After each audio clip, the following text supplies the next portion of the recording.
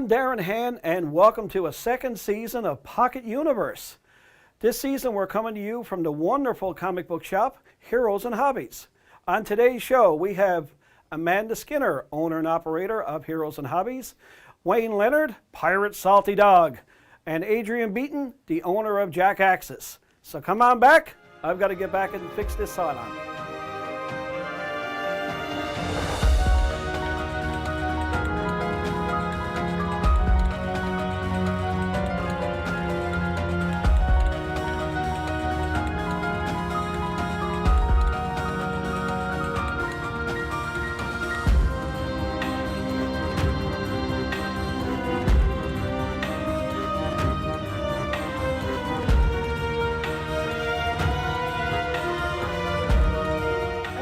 Welcome to the show, Amanda Skinner, owner and operator of Heroes and Hobbies. Welcome to the show. Thanks for having me, Darren. You recently had a big anniversary. Tell us about it. So that was 4 years we celebrated in February. Made it to 4 years during a pandemic. That was fantastic. So we had an event here. We had a couple of cosplayers. We had 2 Spider-Man, we had Punisher, and we had the Green Goblin. You can see all those pictures on our Facebook page if you want to check it out. We had a big old sale here. It was fantastic. It was a lot of people. It was good people. The families that came through here, the kids, they love the heroes. They love meeting the heroes. And when they meet them, they're like, well, I want to be you. I want to be somebody good, right? Mm-hmm. So it was really fun, I got to say. So give us a quick little background on your store, Heroes and Hobbies. It's a comic book store. You're on Topsail Road in Mount Pearl. Yep. Give us the details on it. So it started 4 years ago. Started with my mom actually suggesting that I should open up my own shop, so I did. And then it just went from there. It flourished. I started with my own collection, so I didn't have all of this stock that you see here today. So I had to start very small, but you grow it, right? You grow it over the years. You learn your customers. You learn what they like, what they don't like.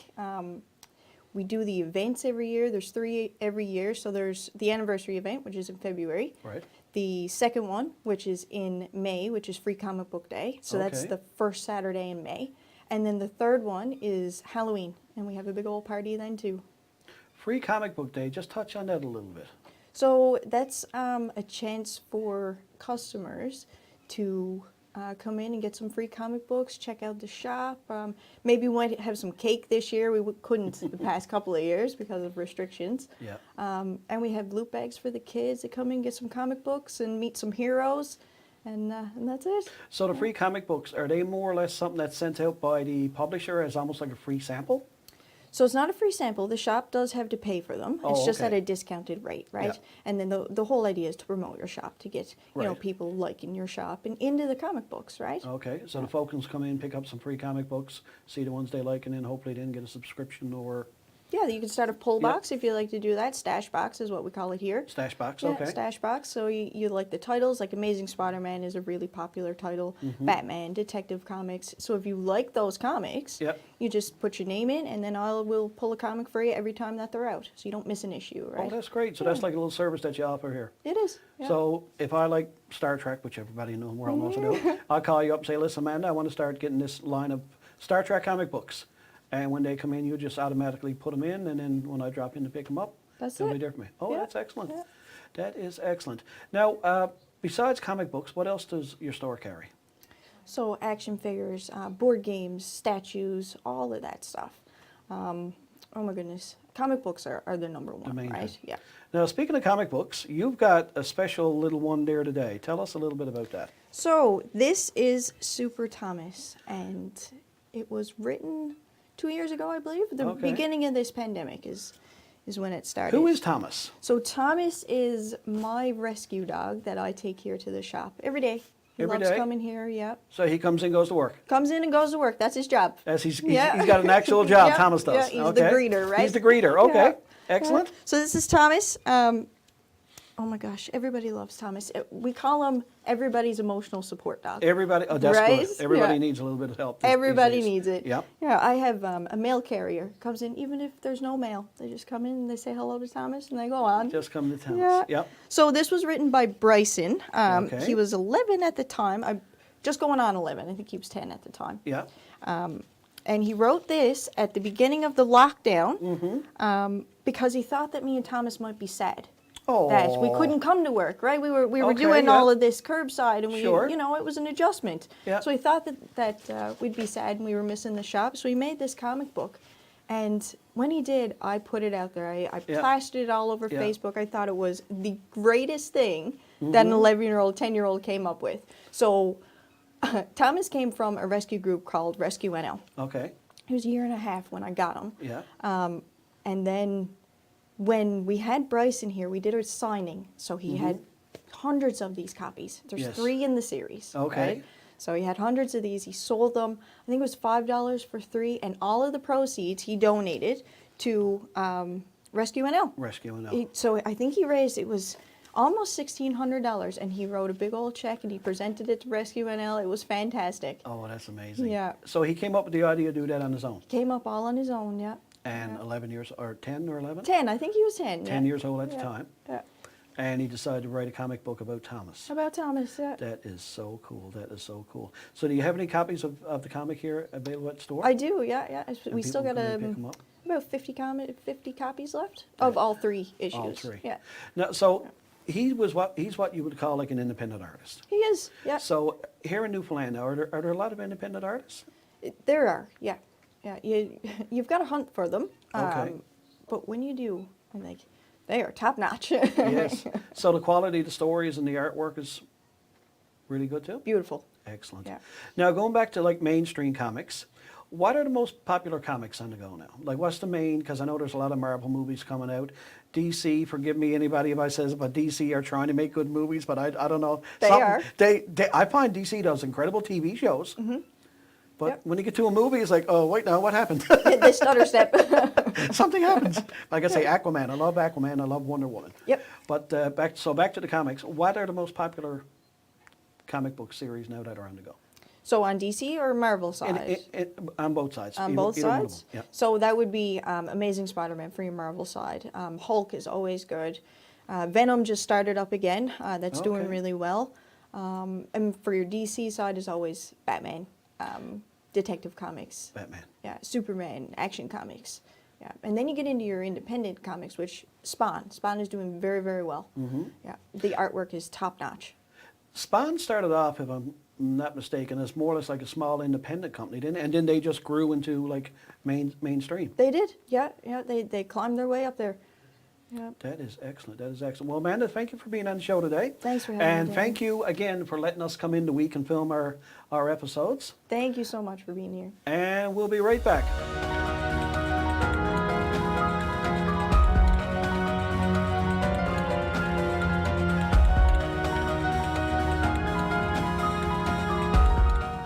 And thank you, Amanda, for that interview. Next up, we have Wayne Leonard, pirate and YouTuber, but I'm not really sure where he's to.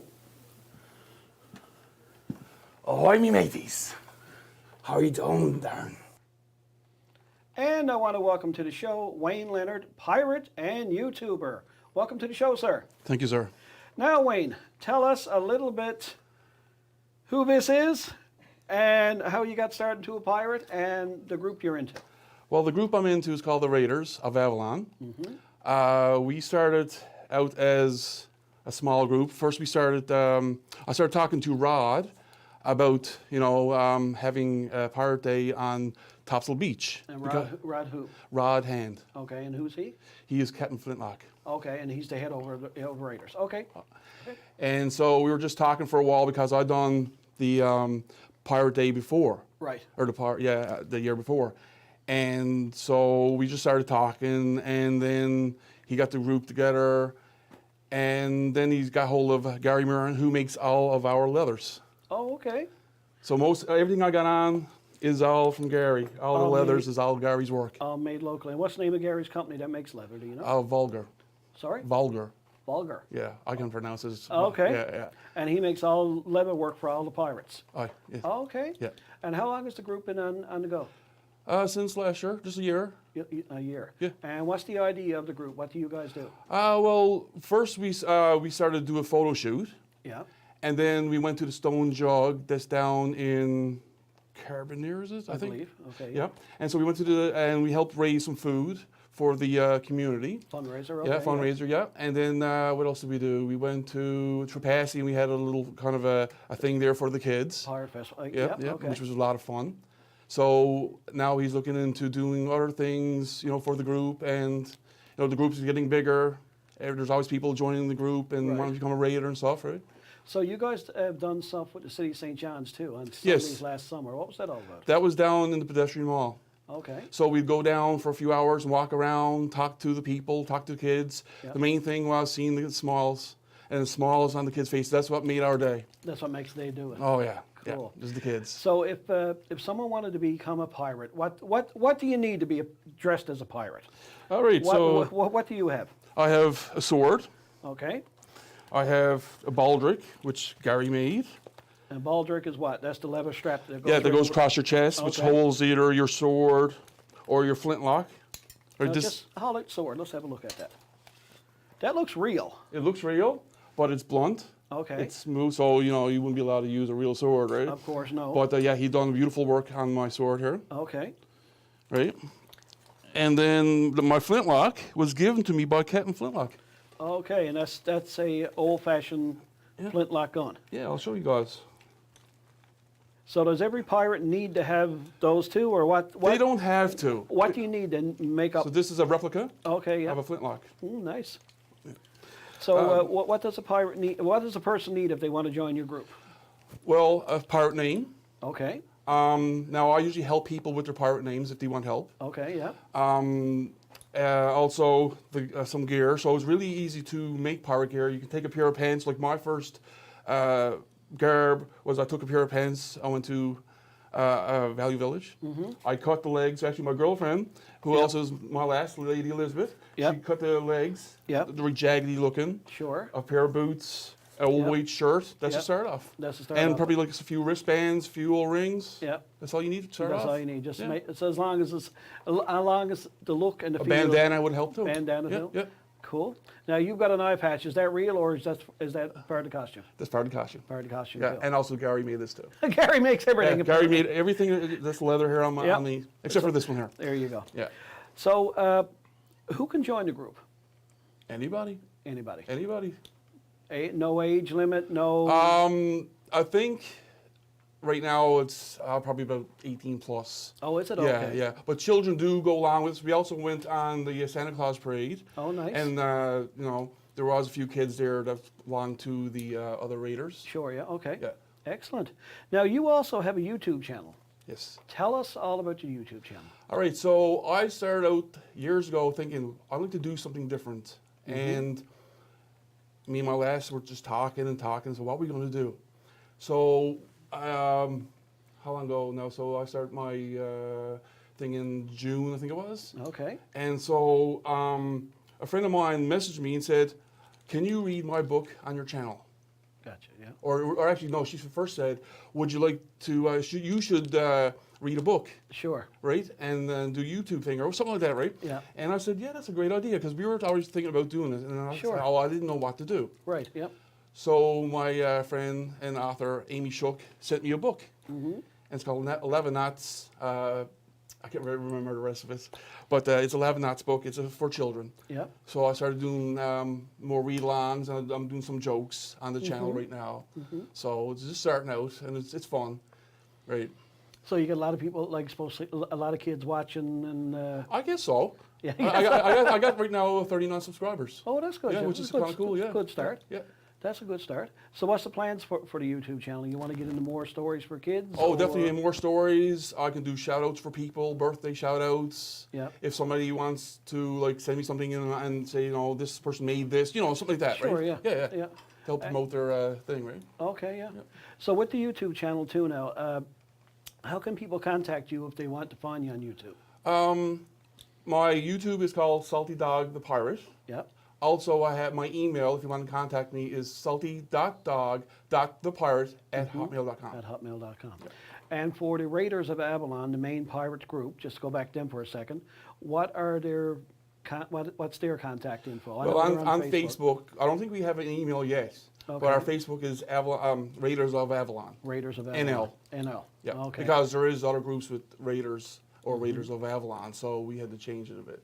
So do you know of any appearances now that the Raiders have planned now? Not right now. Not right now. That's mostly done with all the higher up crew. Yes. Good, excellent. So, and again, back to the ages now. So, like say, 18 plus, and we've gone over like the gear and that kind of stuff. Do they have to talk a certain way? No.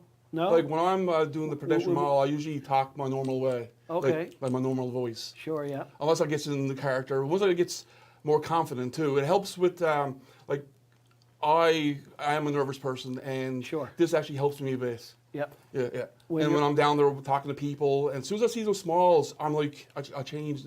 I feel better about myself. Yep. And it makes me feel good to see these people smiling. Gotcha, yeah. You know. Thanks, Wayne, or Salty Dog, and we'll be right back after this. And thank you.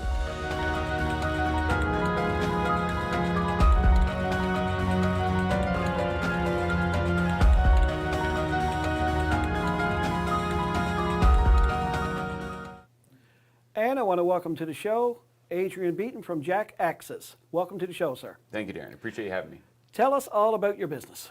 Sure. So we started up 5.5 years ago on a wing and a prayer. We were exposed to the concept that in Ontario, I went to my father's 60th birthday, and the family went next, so I'd never even heard of it before. Okay. Had an absolute blast, and I came back, and I'd always been the type of guy I was always like writing up a little business plan, but never really following through. Yep. And then I wrote this one up, and I sent it to my cousin, who he had a small.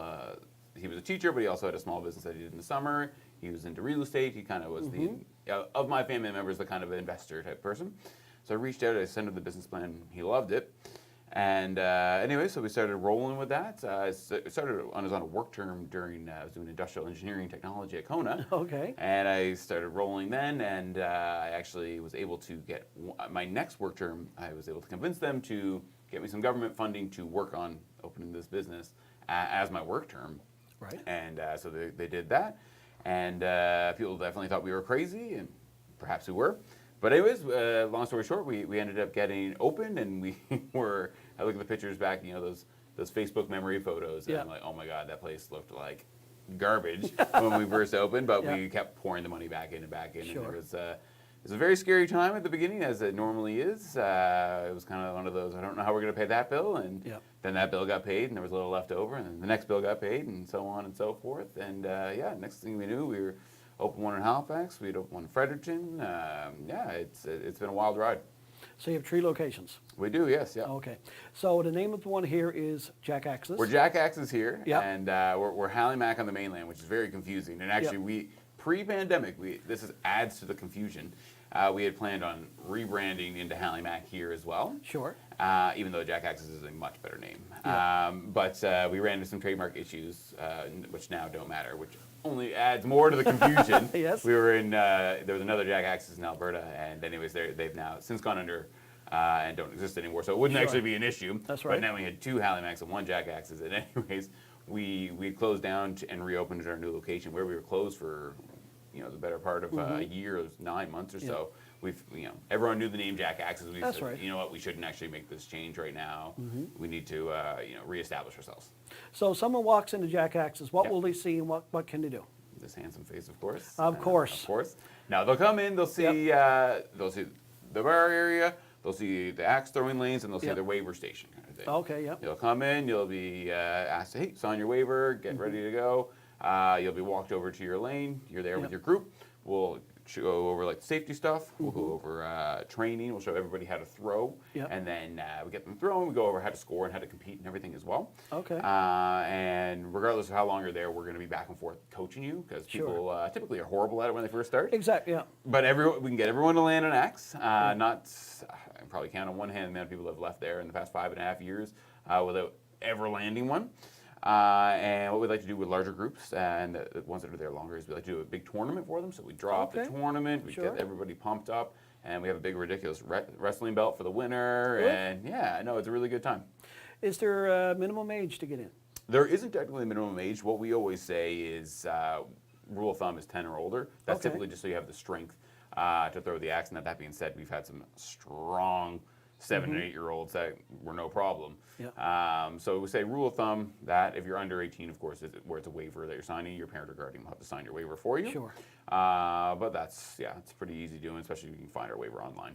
So someone has never tossed an axe before. Yes. Yep. They can come in. Oh yeah. And you guys will show them like the basics.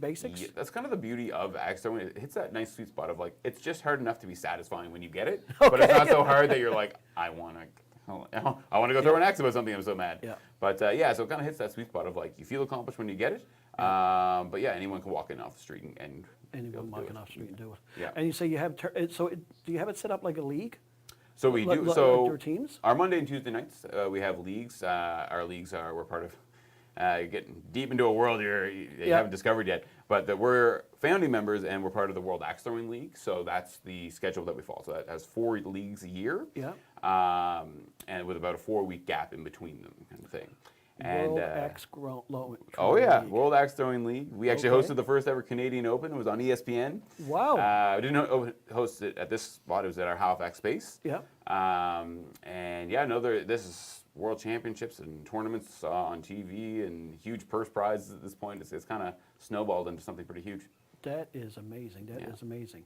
I gotta pick on something now. Sure. You had a special guest.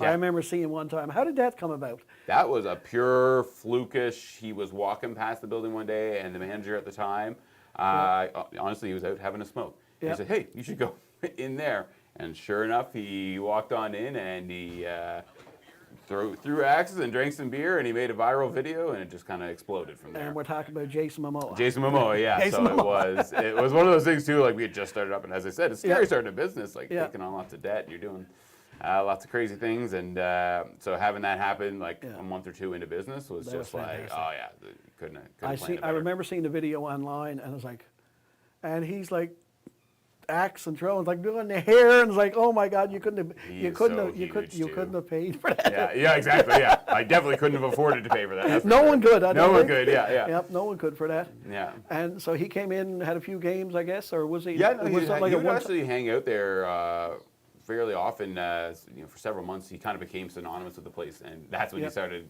not being there as often. Yeah, that's right. But yeah, no, the whole time he was filming that show, Yeah. it's escaping my mind Yeah. right now. But yeah, the show that he was filming here, Yeah. he would pop in quite often. That's excellent. Yeah. So just go over it again. You've got 3 locations. Yeah, sure. What's the address for here in town? 95 Mary Meeting Road here. Yep. And the other 2? 1920 Brunswick Street in Halifax. It's Yep. right across from, I call it the Metro Center because I'm from Halifax a million years ago. Right. It's now the Scotiabank Center, but we're like right across from it. Two Okay. Crows Brewing, if you're into that. And Yep. 83 City View Avenue. You're really testing me. Remember Perfect, these perfect. addresses. Yep. In Fredericton. Yeah. So if someone wants to contact the Jack Axes here in town, Yep. how do they find you? You can message us Instagram, on Facebook. You can email us at info@jackaxesinc.com.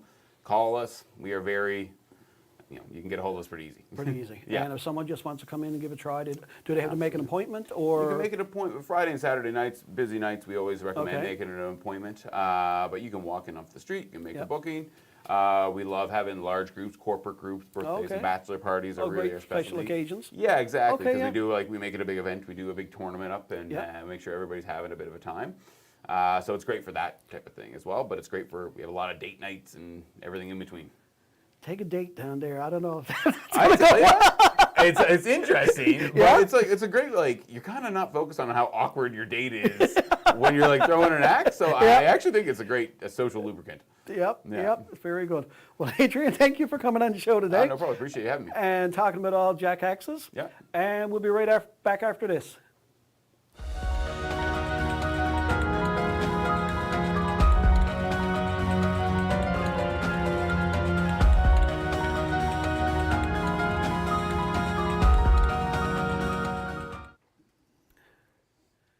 I want to say a big thank you to all of our guests today. Make sure you come back next time. Now, I've got to get out of here because I took Salty's treasure and I don't want him to find out. See you next time.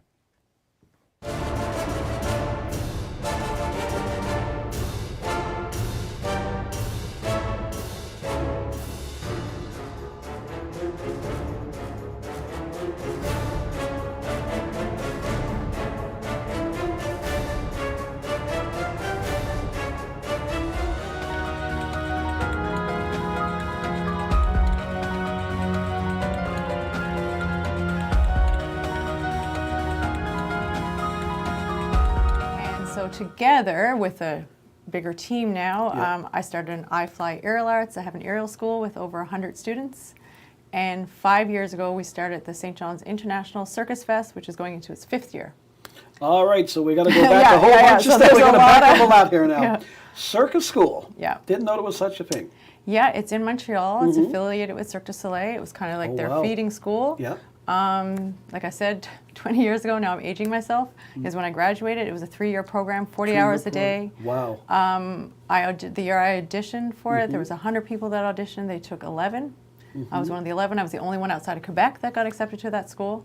Wow. And it's a pretty prestigious school, just to say like that, it's really world renowned. Yeah. And from that school, I was able to travel first in Switzerland for a year in a touring circus. I was in Japan, Norway, and I spent 7 years in Germany. Kind of looking for something that I wanted a bit more armored based, because I could always build something. Sure. Like you can make out of foam or everything like that, but I wanted something that had that real rugged, armored look. I wanted to bring something that was more realistic. Yep. So I found this company. They do make a variety of suits. I have ones also made myself. So I got this one back in 2014 or 15, around there. Yep. And she's full leather based, armored chest plate and everything like that. I've got real police cuffs put with it. I have a mini bat signal, smoke bombs, the whole works that I put with it to really bring it, to life. The sci-fi on the rack downtown, I usually show up for. The ones outside of town, I aren't able to make it to them. Oh, okay. But the one downtown, absolutely. Anytime I can make it to them, I'm usually there. That's excellent. So when you're at a convention now, what do you do? Like, do you walk around all the time in costume, or do you set certain hours? And I usually go and I'll bring probably 2 to 3 costumes with me. This one also comes with a Dungeon Master screen, which you don't have to use or you can use. A Dungeon Master screen is a beautifully illustrated board that the Dungeon Master nice. can put in front of themselves so that nobody else can see their roles. okay. So if the Dungeon Master wants to maybe cheat a little bit and help out their players, if they Okay. keep rolling 20s, you can. Nobody knows what the DM's rolling, but I Yep. wouldn't. I don't encourage cheating.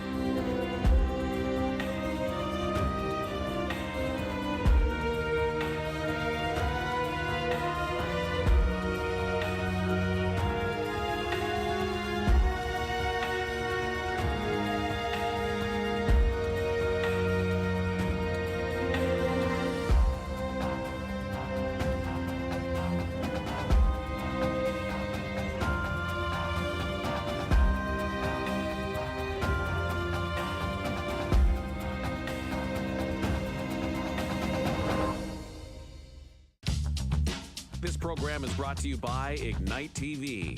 Now you're in command. Visit Rogers.com for more details.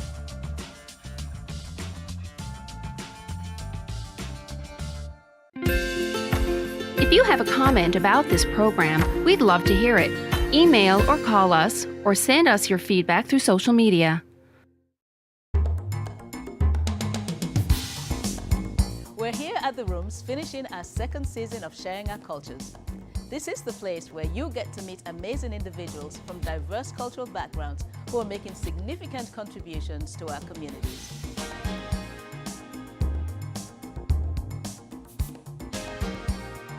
Join us for Sharing Our Cultures on Rogers TV, Channel 9.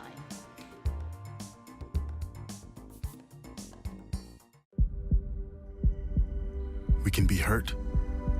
We can be bruised. We can be broken. Slowed down, confused, and even numbed. But we can't be defeated. We're built on a foundation that's strong, our mission unwavering, and together we'll